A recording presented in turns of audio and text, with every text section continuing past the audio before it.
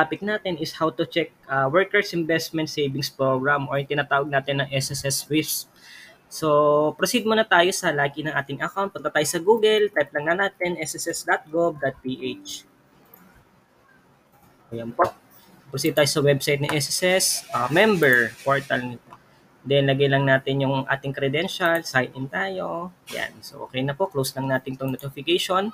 Punta tayo ng inquiry and contribution. So, ito po siya. Kung yan po, mapapansin nyo po, ito po yung ating monthly contribution. Pero hindi po yan ang ating topic. Pupunta tayo sa WISP program ni SSS. Ito yung WISP. So, yan. Kung mapapansin nyo po, may kalakihan ang WISP natin.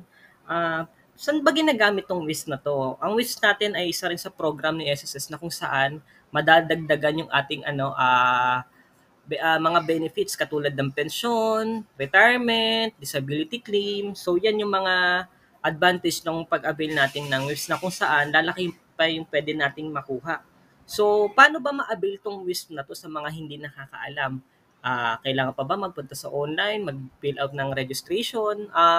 Sa WISP natin, no need na mag-register kasi automatic na to na registered na tayo once na tumaas yung ating monthly salary credit.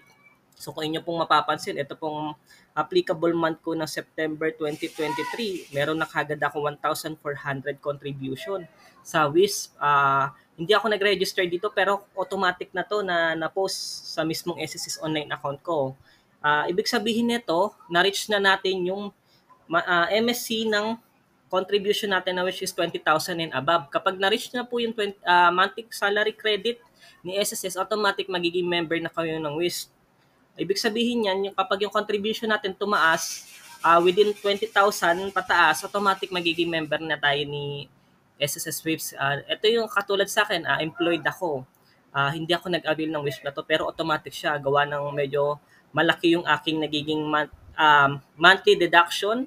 Kagandahan naman nung nilakihan nila yung monthly deduction sa SSS contribution ko, ay nagkaroon ako ng WISP na kung saan, mapapansin ninyo, napakalaking bagay, may amount na kagad siya na 1,400.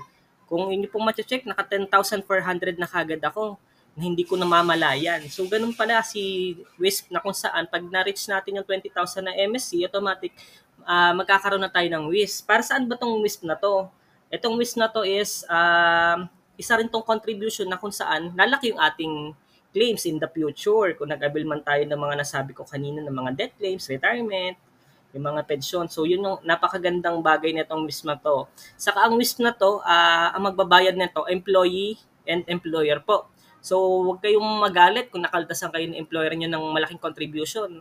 Actually, mas maganda nga na malaking makaltasan sila sa atin ng employer kasi meron silang employer share na tinatawag na kung saan may share din sila dun sa contribution natin na ihuhulog.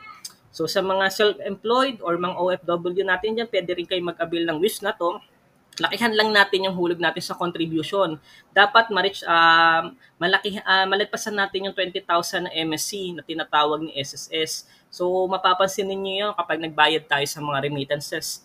May mga table doon na nakipapakita na kung magkano yung dapat mong bayaran para makapag-avail ka ng WISP nila. So, ang kagandahan naman dito, ma-check mo na siya sa online mo, mamonitor mo kung magkano na yung hulog mo sa WISP. So, yun, ang laking bagay nitong WISP na to. Hindi mo nakalain na kapag ipon ka na pala ng ganito kalaking contribution mo. Bukod dun sa monthly contribution mo, meron ka ring WISP. So, yun lamang po. Kung may mga karagdagan pa po kayong tanong, please, comment lang po kayo sa baba. Yun lang po. Maraming salamat. Bye-bye.